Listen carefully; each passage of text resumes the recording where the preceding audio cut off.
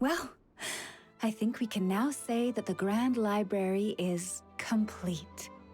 Next, we'll need to find somewhere to put the bird stands, cushions, and deposit boxes. Ah, hello there, traveler, Paimon. Thanks to your help, the library repairs are basically complete. It's really starting to look the part. What about that other stuff you just mentioned? Are you planning on putting all that in the library too? Yes. That said, it's too big of a job for me to handle alone. I was planning on getting some of our more skilled artisans to help out. The Grand Library is open to humans and animals alike.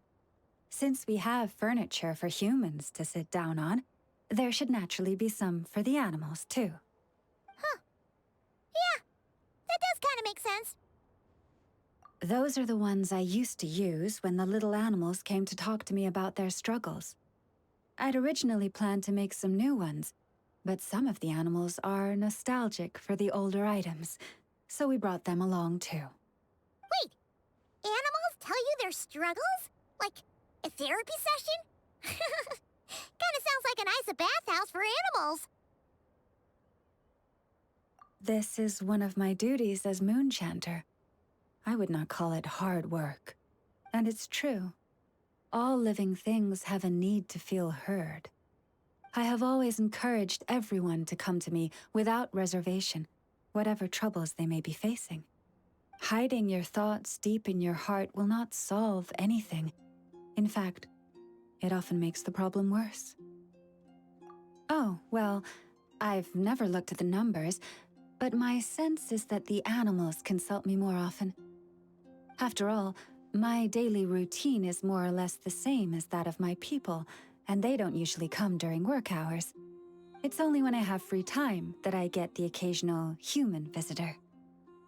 Animals, on the other hand, lead very different routines from us. Sheik badgers tend to visit in the early morning hours, while ibises often drop by after sunrise. Finches come in flocks during the afternoon, chirping and chattering away. The rhyme-horned deer visit at dusk, mostly alone, though sometimes with one or two friends. And once night has fallen, I get the odd weasel thief burrowing into my home. Oh, but that leaves you with no time to yourself at all. It truly is. There was one time when a weasel thief stole some pine cones that a group of finches was hoarding. It must have been around 20 finches that flew to my bedside in the dead of night to protest the transgression. I had to ask a sniffer mole who I'd just been chatting with to invite the weasel thief over. It took a lot of work to convince it to reveal where the pine cones were. By the time all parties were satisfied and ready to leave, the sun was up. I slept in. My mom would have given up and gone back to sleep long before you did. And probably pulled a blanket over her head first to block out the noise. By the time all parties were satisfied and ready to leave, the sun was up. I slept in till past noon that day.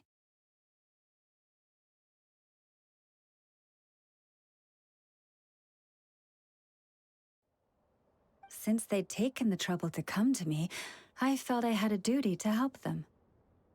And the results made it all worthwhile. After getting everything off their chests, the finches went back to happily hopping around, and the weasel thief went off in search of new, exciting treasure. But humans are less forthcoming than animals. Too often, they hide their true feelings in the deepest corners of their hearts.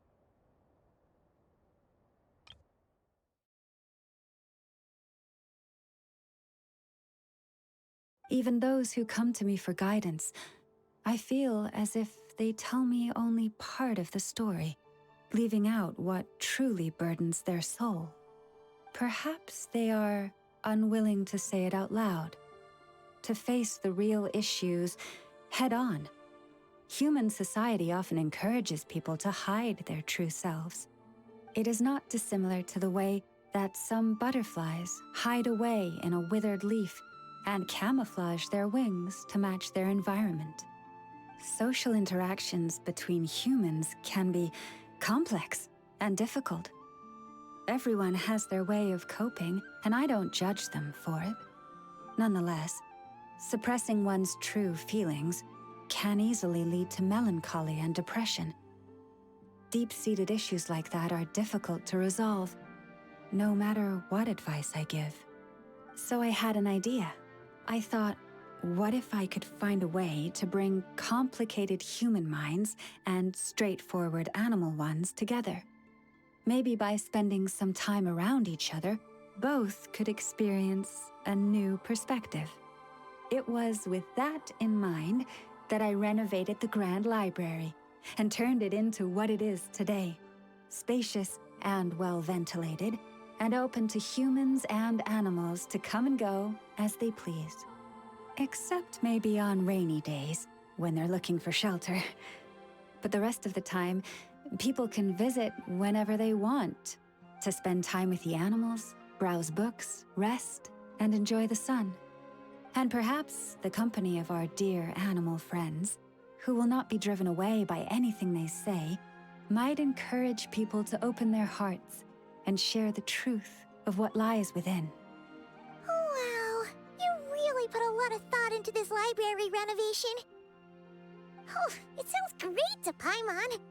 Hugging fluffy animals, lounging in a chair all day without a care in the world. Just thinking about it makes Paimon feel all warm and fuzzy. Of course. Your assistance with the renovation works was invaluable. It should go without saying that the Library of the Frost Moon Scions shall always be open to you.